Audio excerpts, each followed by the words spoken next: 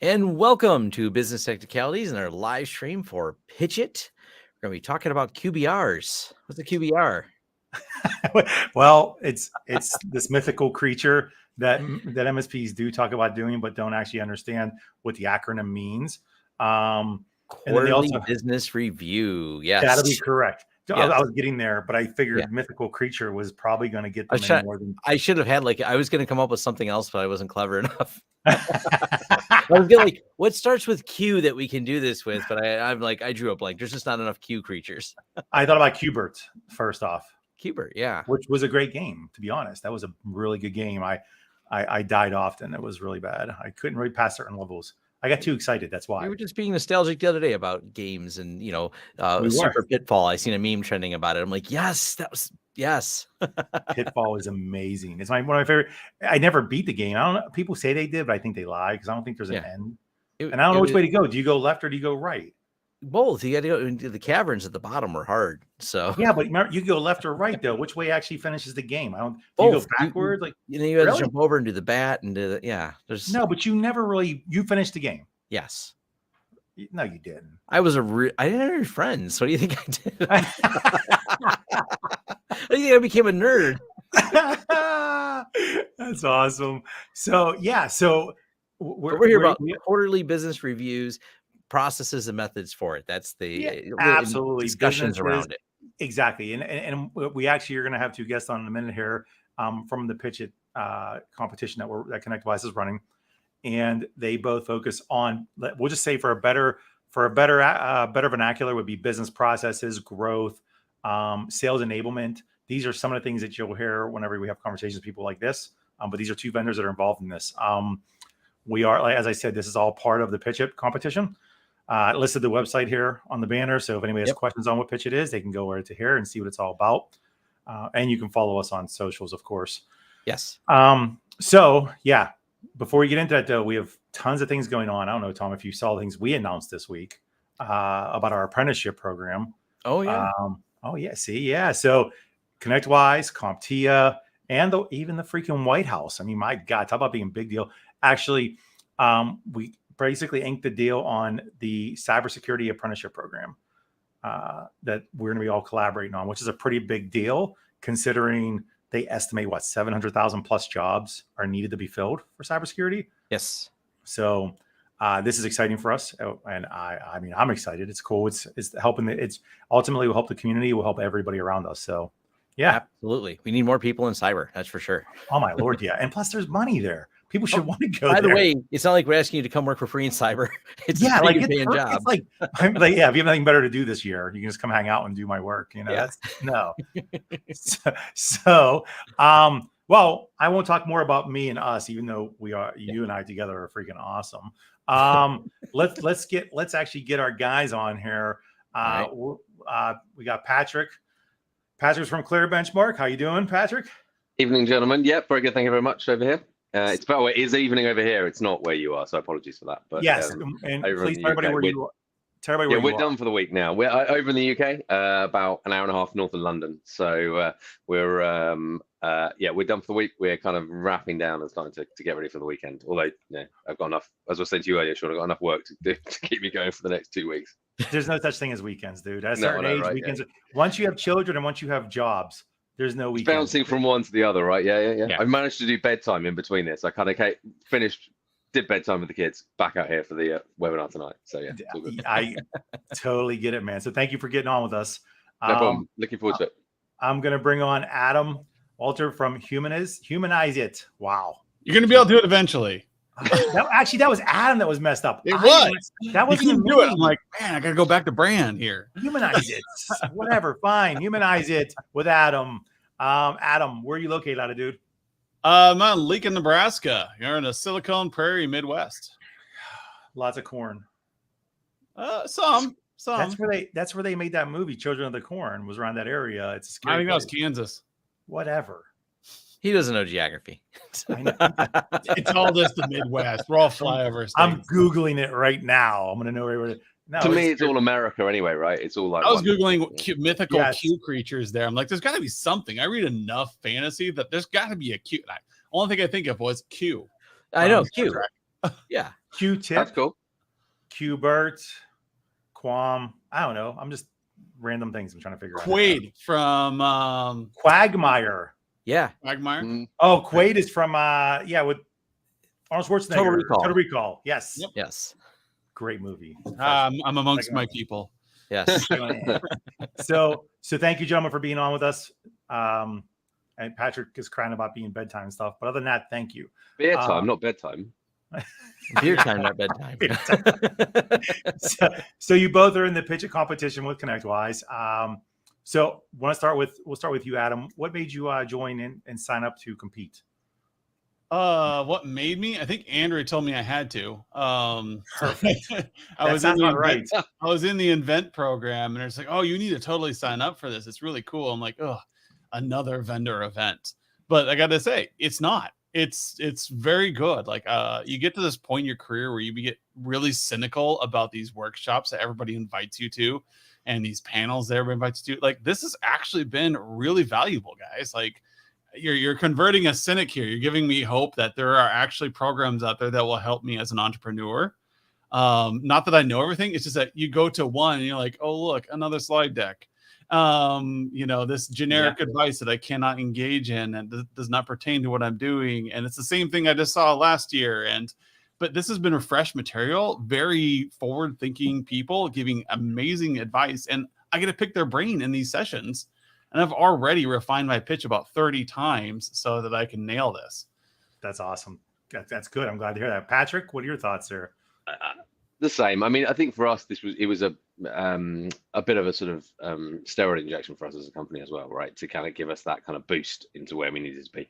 We were kind of, we've been doing this in a couple of years, and we were kind of like, and we're still growing, and we're still getting there, and we're still kind of, we're newer to the market. And for us to come and be around these people with all this enthusiasm to move and drive was it was awesome. And as Adam said, such cool people each week who, you can just pick their minds and find out what they want. And they're all like, yeah, join us on LinkedIn and ask us questions whenever. It's freaking awesome. Yeah. And meeting people like Patrick has been great because like they're doing some things over in the UK, and that's going to spread throughout the world that more MSPs need to do.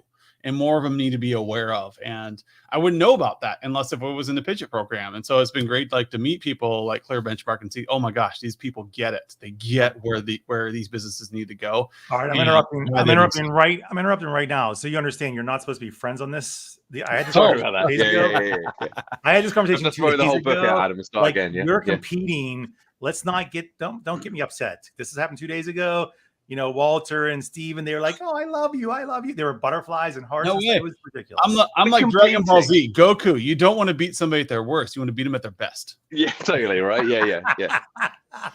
Fair enough. Because actually, Patrick, Adam said in his other one, the other live stream we did with Adam Bolensky, that when he wins is actually what he said. He already established he's had these winning. He's already up there. He's got it. He's fine. I mean, I think, all of us want to be in it to win it, right? And that's kind of why we're here. That's lovely. But I think also, getting this knowledge has been awesome. It's been really cool. And it's also given us, as Adam hinted at, it's let us refine our pitch deck to be able to then be better and be able to, now we're all sitting here thinking we're going to win this because we've all been in these sessions, and therefore we're all feeling so much better about it. Absolutely. And the good thing, and I'm glad we're doing this show with Tom, even because Tom, we have this conversation often about growth, right? And he'll say, I'm not the regular MSP you see on, I'm not the regular MSP you see on TV these days. That's and he's built his own stuff, and he does in his own approach. As a matter of fact, when we were doing the modes assessment piece, he was like, hey, I'm not going to take this. There's a lot of questions and I don't understand the question. So I was like, what do you do? You run a business, so the point is that he talks about, this is where it comes to you guys, especially you guys. Every MSP we talk to does business slightly different, but they think it's way different, right? And they think they can't apply themselves to a norm of any sort. There's no standard except for their standard. And so I think this is a good conversation. And Tom will probably dive in on things as he hears you talk, because you're like, no, I do this.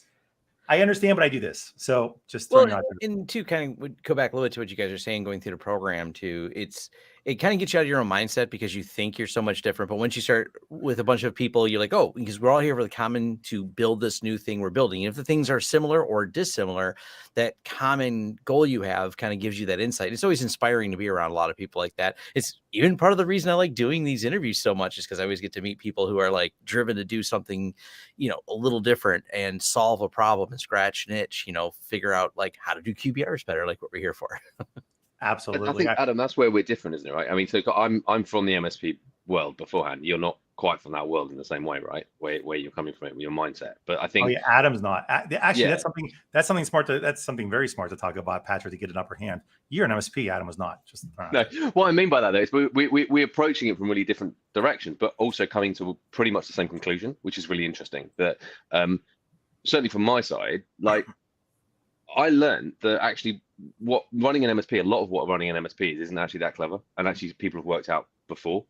And actually, if you try and solve every problem yourself for afresh every time, you drive yourself mad. And it's only when you realize that actually sort of 80% of what we're doing is pretty cut print and we can be done, that you can then focus on the 20% that makes you different as an MSP and allows you to then start to just just become distinctive in what you do and who you are. Agreed. And yeah, so that's a good question. Now, obviously, Patrick, you created your offer because it was helping your business immediately. It was something you're plugging a gap for yourself.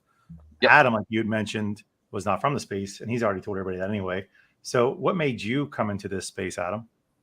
I spent my 18 years in corporate. So, about 98 to 2002, there was this mentality that leadership would not become great in IT for 20 years until that group of professionals from the late 90s got 20 years under their belt and understood operations, understood IT excellence, and what it meant to manage projects over time. And here we are in 2020s, and we have this new brand of expertise coming out, and it's from all these lessons learned, all this in the trenches warfare. And so I came from the corporate side, and I noticed a trend over the last 15 to 20 years of my career, and it was that IT had become all operational and no strategy. It was all about keeping the lights on. And so I'm like watching this, and it's because the managers of IT were all focused on, a lot of them were CFOs. They were all about like process improvement, improve the process, improve the process, improve the process. Don't worry about the people because the numbers never change. Improve the process and you'll make more money. And what I started noticing in IT management, IT leadership, was as we got to know the end user and got to know the departments and the business, we started like growing by leaps and bounds as departments, and it started making massive impacts that we weren't making 10 years ago. So my wife said, hey, you're kind of burned out of corporate. Why don't you start your own company and coach people on how to do this? So I became a fractional CIO so I could bring this to the small business space, this IT strategy and excellence. And then I was asked to start teaching MSPs how to do it because we were doing it so well. And we had a framework and we had something that you could teach your own staff to do. And then I bought a tool, managed services platform, and we're using that to stitch our belief system together into a repeatable process that any account manager can use to present themselves as a VCIO and have better conversations with their clients that result in more project revenue and more MRR every year. Awesome. So, and how long, I'll come back to you, Patrick, don't worry. How long have you been doing this for, Adam? How long have you been in business here doing this? Doing what? The business? We founded in 2017, June. So we just passed our 5-year mark this year. Congrats. And it's been one heck of a ride, people. Nice. Patrick, when did Clear Benchmark come to play? We're 2 years in. So we're less. And I think Adam is so right that, small business doesn't get that it needs, how to do things a lot of the time. And it needs, it can't afford to do them. So it can't afford to get the advice that enterprise can get, and where enterprise can go and check the advice and then double check the advice and then triple check the advice and have a consultant that comes in and stays in with them all the time and they pay for like contractor after contractor or whatever needs to be done. It doesn't matter to them, right? But for small business, they can barely afford an MSP or even a consultant to tell them what to do. And if they can afford that, they then sure as hell can't afford to check that with somebody else. So that advice has to be good, and they have to be able to confirm that advice is good. And that they're getting best practice, and that's kind of what Adam's kind of brought to that the platform in some respects, is that ability of taking what corporate do and spend an absolute fortune on, and they can just, but the advice is the same, in some respects. If you can distill it down to a company of 10 all the way up to a company of, it's the same kind of best practices, the same kind of ideas, the same kind of concepts, and you just need a way of holding the hand of the company that you're looking after and demonstrating that value and that journey that they're going on. And if you can get that, and you can get them on that journey with you, and you can demonstrate the benefit you're bringing by going on that journey, by the reduction in risk and the improvement in efficiency, then suddenly not only are you improving your client, which is great, you're generating revenue for yourself because there are projects and things that are improving yourself, which is wonderful. But you've also got a happy client because they feel like that you're taking them somewhere and you're going on a journey, and you stop having these conversations about why this ticket took longer to solve, and actually start having conversations about strategy, as I mentioned, and start talking about moving that forward. So is this all good, Tom? Sorry, good. No, I was gonna say this. I was about to get you in this just now with this because go ahead. Yeah. Well, and it's one of those, this is something small businesses, and you watch the ones that succeed or ones that don't. And even some of the big ones, what gets them, the rug taken out from under them is you'll look at two industries, and it's always easy in hindsight, but it's hard to tell in the mix of it. But it's the ones who actually understand technology, not as a cost center, but as a way to make their business process more efficient. And getting MSPs to understand, we're not just here to keep the servers turned on. We're actually here to be a partner with you. And, hey, we can make this more efficient. We can spend less time doing mundane things, build an automation. Hey, did you know this tool existed? And, that's the consultancy is a lot of what we do. And that's what makes me sometimes feel different, because you're right. So many MSPs are just there we make sure the computer doesn't stop working. We make sure backups are here. But what'd you do to really innovate on it? I mean, sure, we all need to run Windows. We all have the usual, check the box things, but it's that in like you said, it's in that last small 20% of, hey, we watched you guys doing this. Did you know there's a software that would actually make your inventory scanning easier, or whatever it is you see? But that's really key to that company, to changing it from, I spend money to keep the computers running, to, oh, this actually is worth spending money on because it will save us X over the next 5 years. That's where that whole reviewing the business comes in. And we have a podcast we just recorded this morning. It'll come out August 1st, it looks like. And it's all focused on when you do gap analysis for your client. It's not about prioritizing what you think is important. You got to take a gap analysis for your client and say, here's the 30,000 vulnerabilities they have, and here are the 500 gaps they have. You got to take that and you got to go talk to the client and say, hey, what are your biggest concerns right now? And then look on that list and say, hey, I can take care of that. That's concern number 100. Let's bump that to the top, because that's going to have the highest value to you as a business. Because as IT people, we talk about, oh, they really need a new server because it's out of warranty. And as a business owner, you're thinking, oh my gosh, I've got a budget shortfall next month. I've got to figure out how to cover that. So I need to cut costs here. And then I also need to mitigate this risk where, one of my employees just is going through a really hard time. And they're trying to balance all these things, and you're trying to get them to buy a new server. Mm-hmm. And if you haven't got that list right of risk, right, there's a budget. Everyone has a finite budget, and it could be 100 quid a month, it could be 10,000 quid a month, it could be 100,000 quid a month, depending on the size of the company, right? But that money's got to be spent right, and it's got to be spent on the things that are going to give the best benefit to the company, and they're going to reduce risk in the best way. And you can't do that if you're just picking projects off a list. And it also becomes really hard to sell those projects you pick off a random kind of, you randomly just select, you need a new server, it's 5 years, you should replace your server. The old school kind of every 5 years, everything falls off a cliff, replace it in a massive project, and then don't talk about it again for 5 years.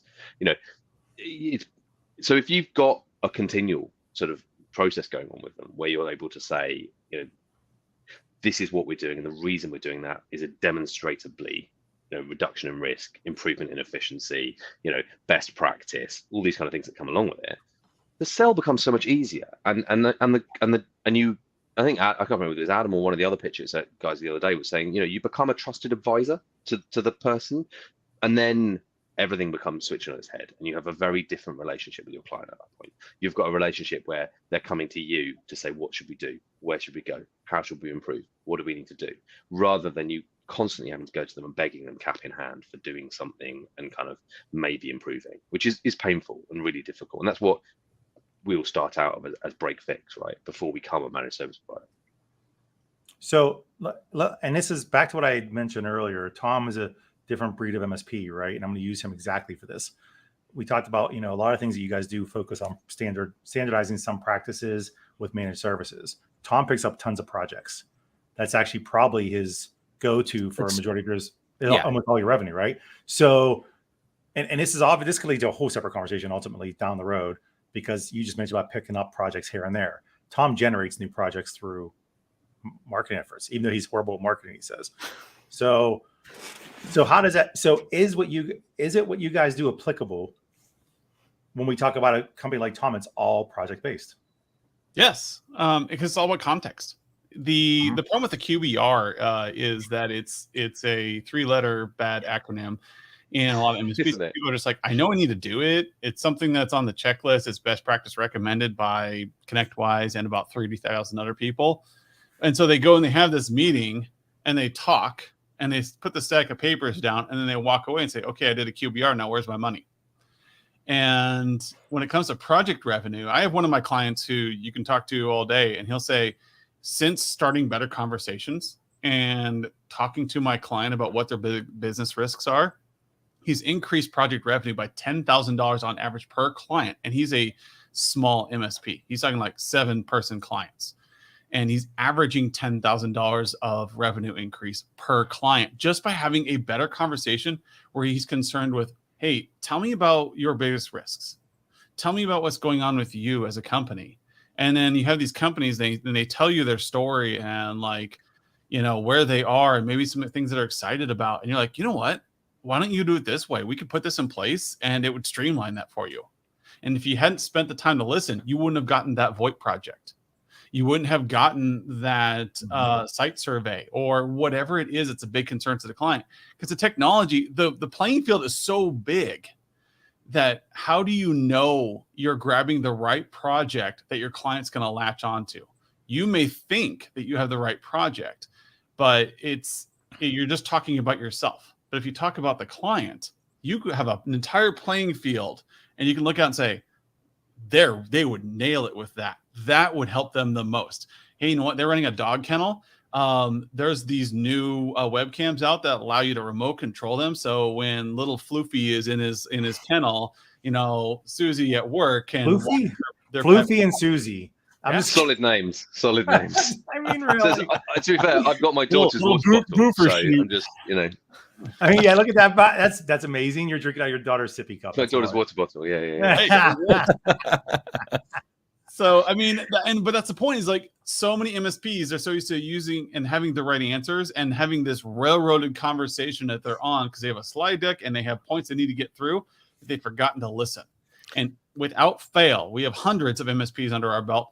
And of them, everyone will say, when we transferred the conversation to learning about the client's business, we made more money on project revenue first.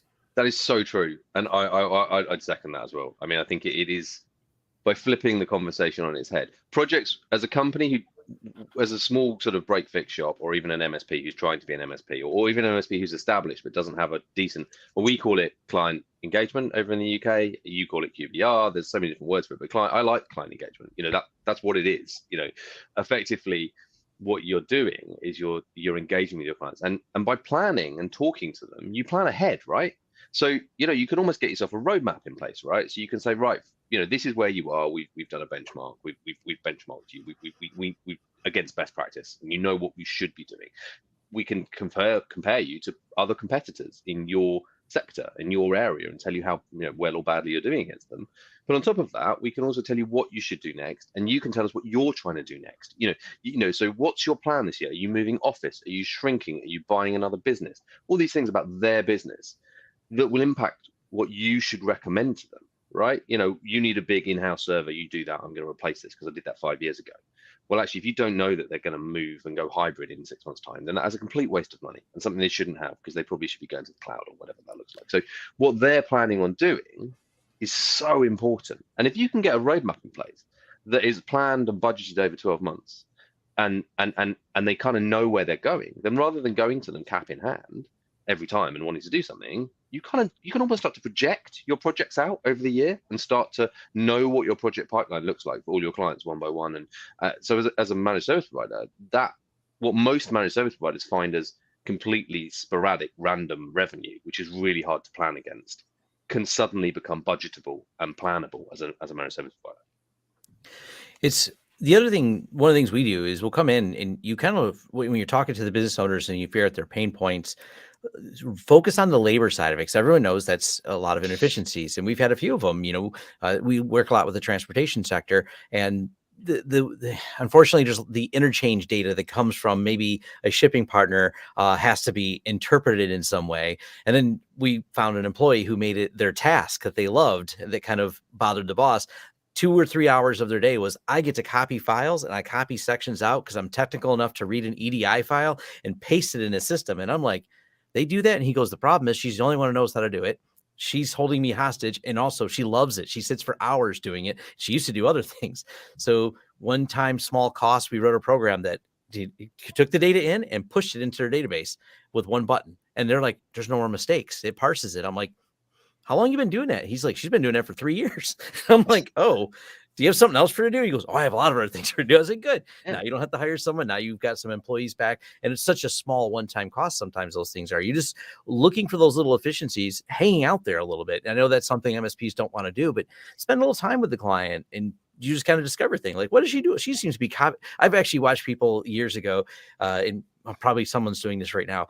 They look at spreadsheets, and you ever seen the older accountants who got the calculator next to it instead of summing in the spreadsheet? I'm like, small amount of user training probably make that person more efficient.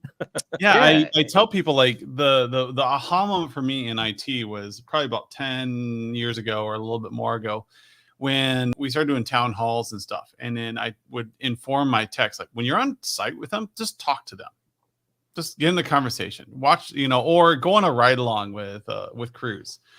And these level 1 techs, these tier 1 techs would come back with the best ideas. Like, did you know they're still manually doing timesheets?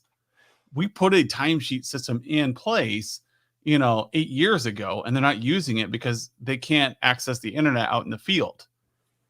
So easy answer. The tech's like, oh, let me go get you guys a hotspot and you guys can do your timesheets. And it saved each crew like an hour a day. And this is like 60 crews. So that's 60 hours a week of team time times the times of the teams. So that one tech, just by watching how people were working, like, why aren't you guys doing it this way? I'm like, well, you can't because we're out in the field. Like, we have hotspots you can use. You just set it down and your laptop will work. Really? Yep. And so it was just a communication breakdown. But had the tech not gone along and saw that, they would have continued on the inefficiency. And so it doesn't have to be a VCIO. It doesn't have to be a $180,000 a year employee. Any technical person can sit down, and they don't have to be the business expert because the person sitting next to them is. They know their job. They know what's going on. And so now all they have to do is like look at it from the lens of technology and go, did you know there's a technology solution to do that? You get to be the know-it-all then. And then they can say, well, would it work in this situation? And you're like, well, yeah. And that's the beauty of being a technical analysis person, is that you're analyzing their business strategy and their job from a technical standpoint. And that's all a QBR is giving you that opportunity to sit in the room with a business owner and let them tell you about their business. In our podcast, we talk about going on dates all the time.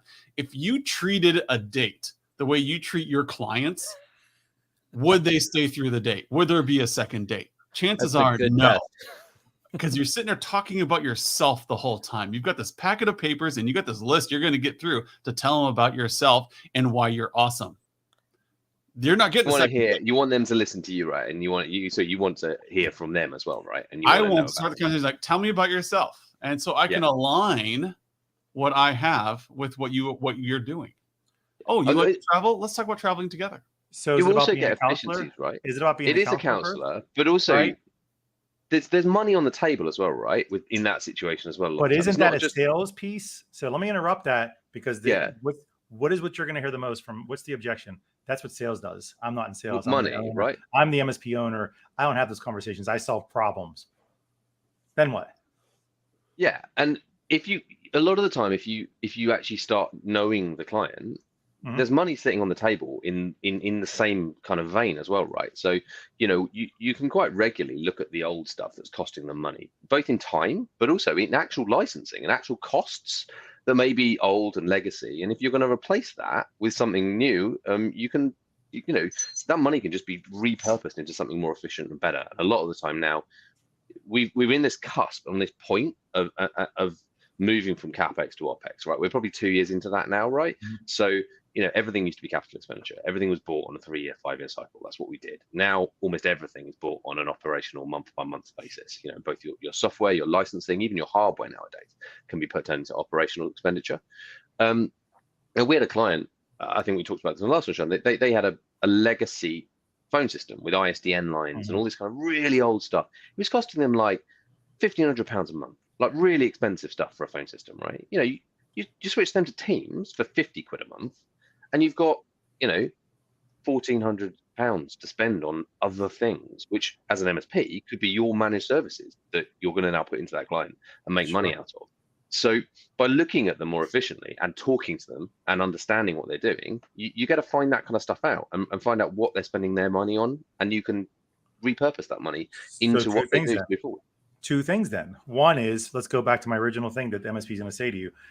Is this so far, everything you've discussed so far sounds like it's applicable to expand opportunities, upselling, right? So existing clients. Yeah. Are we talking about using this for net new business? How do you, because MSPs come back and say, I'm not a salesperson, right? And so how is this applicable to that? Because that's where it starts. Yes, and it's for farming and for hunting. If every person in you may not have salespeople in your company, but everybody is selling. We all know this rule. Everybody in your company should be selling. There's just going to be some people whose primary focus is selling. Sure. Your technician should be out in the field while they're on site and engaged with the client. You ever walked into a doctor's office and they don't ask you any questions about your life? They have like 12 minutes where they will ask you questions about your life. They got it down to an art. Next time you go into your doctor's office, watch carefully. They'll give you 12 minutes. They'll give you this many minutes of triage time, and they will wrap up at the end and reference back to one of the things that you talked about at the beginning. And that's just customer service. But when it comes to your clients and when it comes to your staff, every one of your clients should know, walking into this customer, what is their business strategy. It's a simple one-line thing you can put on the top of the company, and we put it on our tool. What is their business goal? Hey, this is a dog kennel that their goal is to provide the best service for high-end dogs in town. And so when I come in there as a technician, I may just be replacing a mouse, but now I understand the context of my client and I can listen to them, talk about their day and what's frustrating them, and say, hey, how's everything going here? You got any new clients coming in? Are you excited about the summer? You got a lot of people going on vacation, and just kind of like chat them up for like a couple minutes. And you can walk away with 6 projects. Which all make them more efficient as well, right? I think. Okay, but I don't know all that. How do I prep for that? How do you prep for that? Yeah, because I'm just a technician. I'm just going to go in and just fix something. I'm leaving. Yeah, so we have a quick thing we call the 2 Qs. You can go onto our website. You can download the PDF right now. It's called 2 Qs. You have these 2 questions. Any technician can walk in and talk to them about what's your biggest risk and where's your source of revenue. If your technician does not know those 2 things walking in the door, they failed. If they don't know, they should ask. Yep. Because now you've created a conversation with 2 questions. You've created a conversation that is akin to the SWOT, which is the oldest strategy on the planet when it comes to business. Your technician doesn't need to know that this is a business strategy item. All they know is, like, if I ask these 2 questions, whoever is on the other side is going to start either a rant, they're going to start talking about their business, and they're going to tell me a story. Yep. And if they don't know, they're like, hey, you should talk to Bob. Well, who's Bob? Well, he's the CEO. He has those answers. Like, now you just got a technician talking to the CEO. Yep. Every MSP wants this. There's a reason why the CEO is not in the room with you, because you're not asking the right questions. And there's only 2 of them: risks and rewards for the business. If you can get that comms to the higher levels, even if they're just in, absolutely, you can get the technicians doing it. But if you can just get your standard client engagement or your QBRs to be talking to the right level in the organization as well, rather than just who your point of contact is and agreeing that, then you get so much more from those meetings. And I think the other piece is that you as an MSP are dictating also the journey as well. So they're telling you what they want, and they're all going to shape that journey. And the piece which is a sort of a silent saver for you is that you're, over time you standardize, right? So you're starting to say, this is where we go, this is where we go, these are our managed services, these are our managed services, this is what we do, this is what we do. You have a standard offering which you do, and you move down that road. And the more you standardize your clients and the more you drive them and work with them, the simpler it gets to support your clients and look after them as well. So you become more efficient as well as your clients go on these journeys, because the more you do with them, the better they get at what they do, the more up to date they are, the more improved they are, the more efficient they are, the less problems they're going to have, the less of the kind of real nitty gritty, my Windows XP machine's fallen over again for the 400th time. Why the hell is that even there in the live in the first place? And it's going to go into this much more, actually we're supporting what we want to support, and what we determine is best practice and how it works. And you can use these tools to guide your clients down those routes of best practice and standardization. I'm gonna put a challenge out there. Anybody listening to this who's an MSP right now who thinks I'm full of crap, walk into your next meeting with a client that you've been working on for a while, either a prospect that you're trying to win over, or you're walking in for a QBR for a regular checkup. And I want you to ask them the two questions I just said. What are the biggest risks facing your business right now? And what's your biggest source of revenue in your company right now? Ask them those two questions. And here's the multiple things that are going to happen from there. One, they're going to tell you a story, and you may identify new projects from that story. Two, they're going to say, I don't know. And you say, well, if you can tell me this stuff, I can align the IT projects to make you best in class in your vertical. And it's like, well, let me get Bob in. Well, who's Bob? Bob's the CEO. You just escalated to somebody who actually runs the business. It may not be the CEO, maybe the CFO, maybe some key stakeholder who actually knows how the company runs. You are now in the room with them regularly because you're asking a question about the business. You didn't come in and pitch technology. You came in and asked about their business, and now they're getting their key stakeholders involved because this is a business decision now. And you're becoming that trusted advisor, right? And you'll be like, oh my gosh, this is a whole different world for me. And I have the answers. Yes, you do. But you got to be curious first. Yep. Tom, what do you got to add to that? I was thinking back to, like you said, the long-term strategy. I'm thinking of a client we've had now for 12 years, and we started out with them being, I think they probably, 7 or 8 employees. Now they I think they broke the $48 million a year annual revenue mark. We do all their locations, which do include some out-of-state ones and things like that. But all there along the way, we've been strategically working with them, how to solve this problem, how do we make this more efficient, how do we put the right things in place to make this business more efficient so you can get this done. It's even included a couple transitions to different softwares that manage the business and things like that. But being that partner and asking that, what do you guys do, what's the pain point? We know you transport freight, but let's talk about what's challenging right now. And it's cool working hand in hand with the growth, because you also as a business have to grow to be able to handle it, have strategies like, hey, we're opening up a Chicago location, how are you going to handle that? You live here in Detroit. All right, we got to put a strategy around it. So you got to also be prepared as an MSP to grow for it, to keep meeting your clients' needs, because if you can't, well, they're going to find someone who can. And they've been a great client. I don't want to lose them. I watched an MSP pitch a contract one time. They had their list, they were checking off, they're doing great, and I was the VCIO, listening to the pitch, so I decided which MSP to go with. And it was hilarious because not one of them asked about our business strategy of the client I was representing, and they all missed out on a $4 million build project. Because no one came in and said bids into 2 different entities. We said this is the current state of this campus, and in the future state we'll have that bid out by another company, or we'll have the architects deal with that.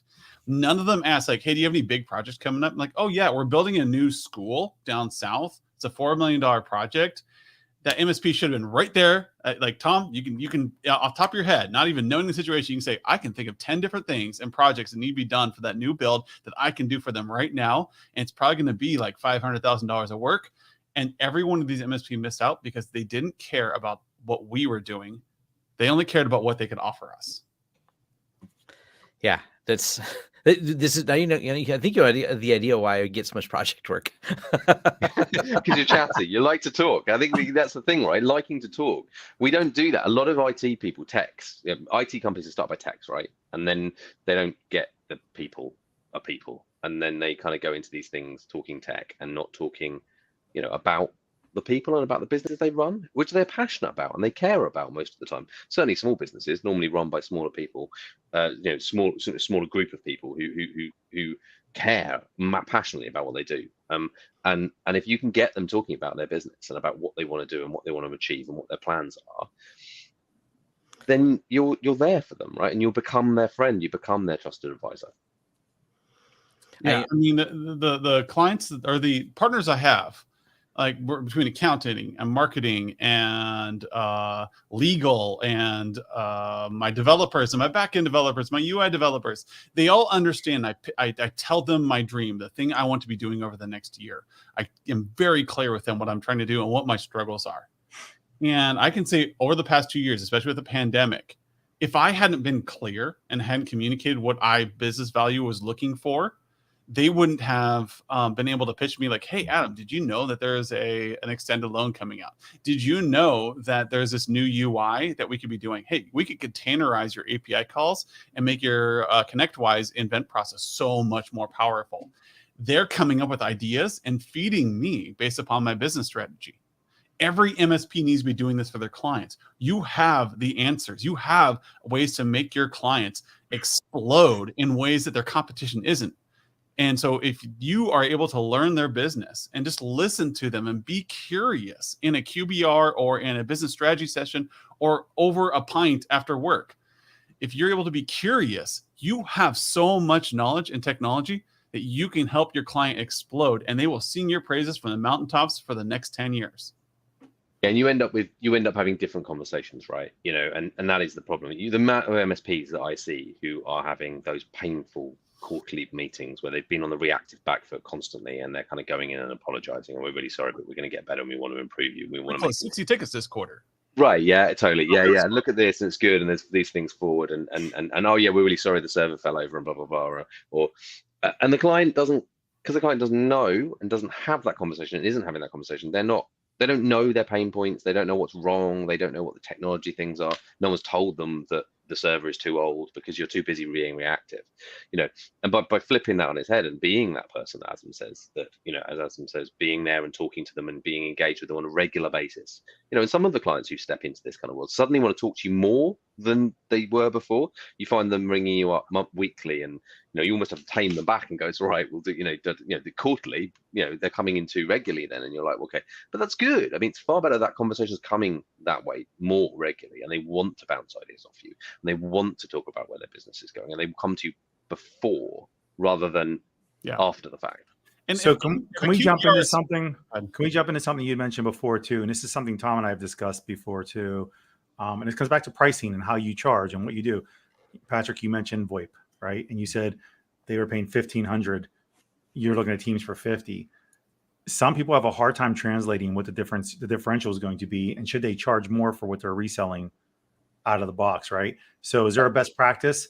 I know, Tom, you just itemize it and say this is how much you're paying to Microsoft.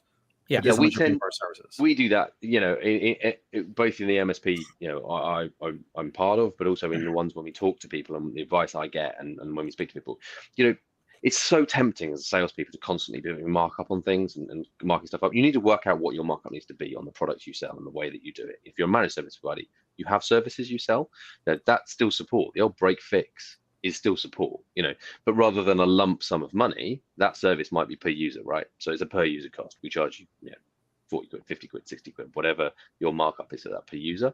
And that's what we charge. And that's what happens. And it becomes much easier once you've got a set of standard pricing and a set of standard agreed costs with people, standard markups, and away you go effectively. And then a lot of the time, you work with your Azure and your Azure has 20% on it, 30% on it, whatever that is. It becomes something where it's much easier to have those conversations with clients rather than trying to go for that quick win in that CapEx project and get an extra 10 grand here or an extra something there or something like that. So any thought? I just put the comment from Keith under there. Keith's nailing it on the head with that question right there. Right. Yeah. How much so? Business function. No one cares that you're running a Dell blah, blah, blah, blah, blah with an array attached to it. No one cares on the business side. The technology people care because it's really cool. You open up the server, you smell the silicone. Oh, it's great. The people with the money, they don't care, right? They don't care. Like, They don't care. Like, hey, they want to know, will it slow down that workflow? Hey, did you notice that you're in Microsoft Dynamics and your warehousing system, it takes 20 minutes to load up your inventory? That's because we need to move you over an SSD array. Doesn't matter what that is, but we can take that 20 minutes down to less than 5 seconds. And we just need to do this upgrade. It's going to cost you $15,000 and we'll get you there. It can have it by June next month. So it's like my technician is open. And you have this on the table and they say, you know what, we're not right now. So you put it on the table and you keep track of it. Have some kind of project management software that keeps track of that. And you keep that up there for every QBR. So as you've discovered these projects and these business function improvements, that you can then say, hey, is now a good time to do that to speed up your workflow for your inventory management? And so now you've got this thing. And then if that account manager leaves and a new account manager comes in, that project is still on the table with the business solution. Hey, I can see that Travis used to talk to you about business workflow. And it looks like it's $15,000. Did you know there's a sale going on right now? I can get this array for half the price if we get it before the end of the year because Dell's doing their end of year sales. Yep. These are conversations you can now have because you understood the problem and understood the workflow. It's not Sally's PC you're replacing. It is their paycheck system you're replacing. She's printing the paychecks for everybody every month. Everybody cares what happens to Sally's computer. The time, right, that you're saving, or the fact that it's happening, or sell the the benefit, Louis. or the risk reduction, or the cost saving, or this is why we're doing this. Is obviously the conversation to have, right?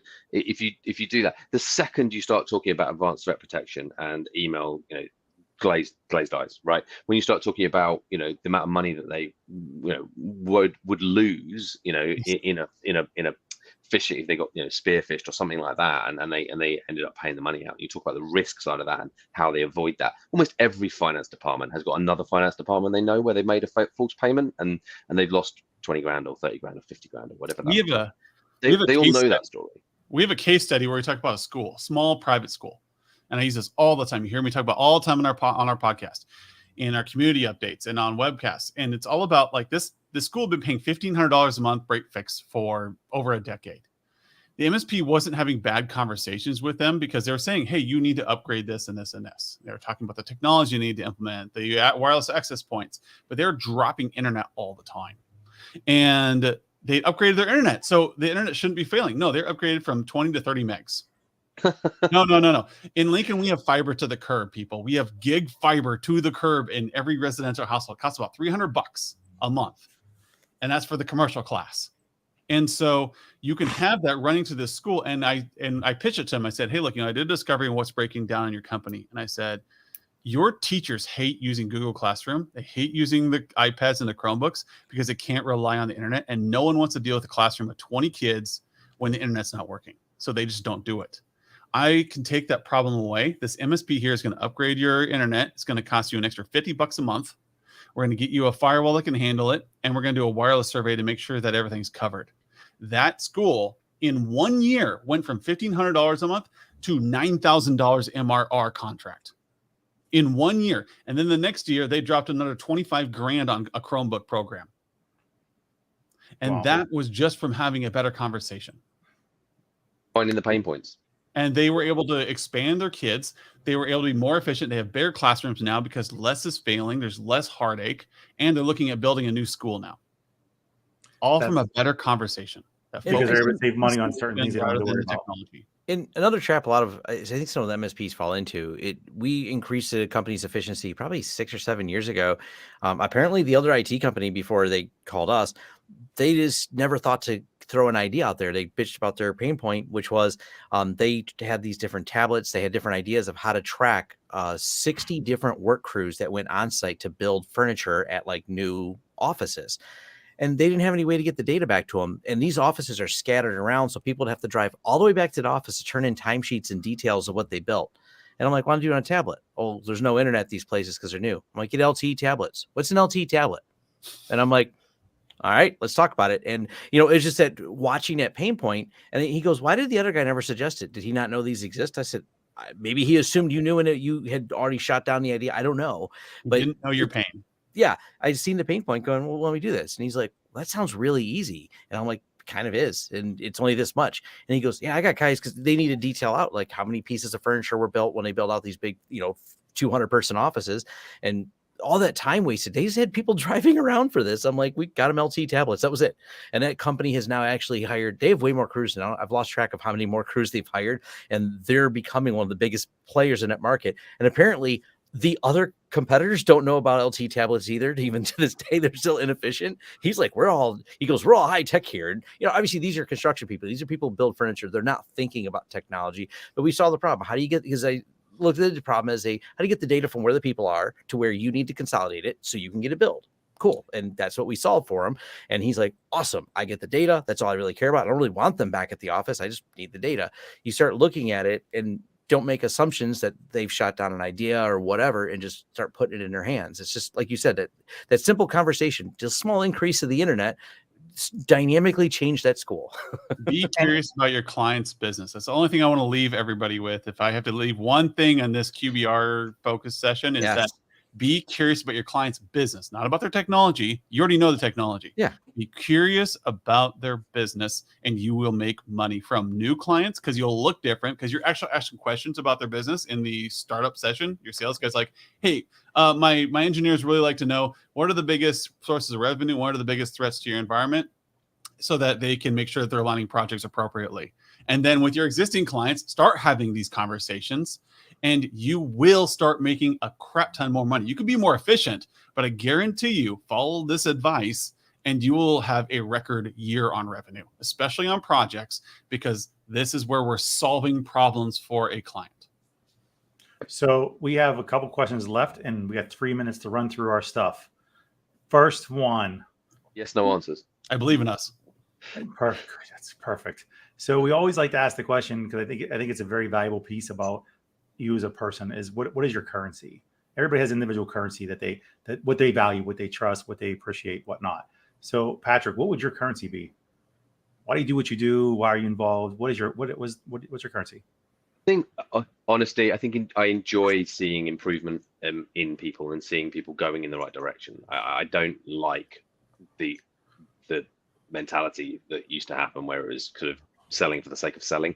I think you've got to be understanding your clients, and so I think I enjoy seeing people get better and go in the right direction, and I think that's where everything has come from for me, is the frustration of not seeing that. Awesome. Adam, same thing. My life value, leave it better than you found it. I want to improve the way we're doing things. I don't want to see IT go to operational route. We're better than this, people.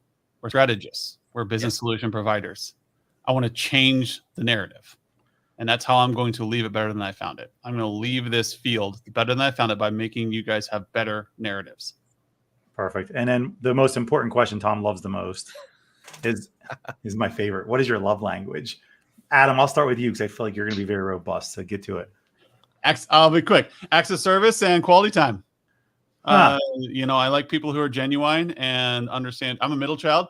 So if you can do something nice for me, or spend a good cigar and some whiskey with me and have a good conversation, I am all about that. Sean's like, come to Pittsburgh. I don't like conversation. I like good conversation. Adam, I already discussed this. We have future plans that we're going to be doing all this. Patrick, what about you, man? I learned about this tonight, so I literally have it on another page while I've been working it out. But I think it's a good one. I think for me, I like words of affirmation. I like to talk to people, and I like when things are going well. I think that's important to reference and know that as well. For me, I think is really good. I think also physical touch, love a kiss here and there. Something with my wife. Things like that. So I think for me, that the words of affirmation, though, I think are the really a big thing for me. It's supporting each other and making sure you let people know when they're doing. You're an awesome guy, Patrick, and I'd give you a hug, but this is remote. I feel it. I'm feeling a warmth. That's a great segue into where can we find you guys? I mean, I'm putting your LinkedIn profiles up on here, but physically, where will you guys be? Obviously, Patrick, you're in the UK, so I don't know. Anybody's watching over the pond there. Where do we find you guys physically, anywhere, anytime soon? I'm going to be going to IT Nation in November. I'm going to get this right. And I will be at the PitchIT booth. I will be all over the place. And we have what I'm going to call the greatest swag ever, if I can pull this off. And You're I'm not under a telling lot of anyone what it is pressure yet. here Don't because spoil- no spoilers. Sean's input was put into it, but I've taken it to the next level. Oh, now I'm excited. Now, see that I appreciate that you plugged me on that because we had a good conversation about it. But now I want to know what it is. It's the same theme, but it's the next level, man. You need to go to the bathroom before I show you what I do in November. All about the swag. Patrick, what I would about like you, an man? award for the coolest swag at IT Nation. That's the way forward, right? That's what you want to achieve in life. Well, that was Adam. Um, We actually had that conversation. Exactly that. I was Did like, you really? Yeah. Yeah, I Leave mean, it better like, than you had it. if The you're going to swag spend the world. money, you might as well stand out the right ways. It's Yeah. just, I agree, definitely. Yeah. So, Patrick, what Yeah. about you? Where can we find you? I may be over at IT Nation in America this year. We are working with some American companies. We do love you guys over the other side of the pond as well, and work with you guys. But over here, wrapped up in ConnectWise over this side as well. So over in the but also with CompTIA, there's a and their teams. We've got the CompTIA a global meetup on the 3rd of August this year, over in London as well. And there's a big one. There's also a big CompTIA in October, right? Yep, there is. Yeah. Yeah, So there's a okay. lot of that, and the ISAL, obviously, I'm actually talking on the ISAL board in the UK on that one as well. So come see nice. us and talk about cybersecurity, and ISAL and threat intelligence and stuff like that. Also really important for MSPs. Awesome. Well, Tom and I will both be at CompTIA ChannelCon in 2 weeks, Nice. in Chicago. So anybody that's around there, I was trying to get Adam to come, but he has other plans. He's really busy. Is that on the 3rd? That's on the 3rd. got an Isn't it? invite. I still got an invite to the CompTIA one in Chicago. It's all the same thing. It's global. I So can Yes. we're fly there. It's 6 we're hours doing away from UK. me right now. I could be up there this afternoon.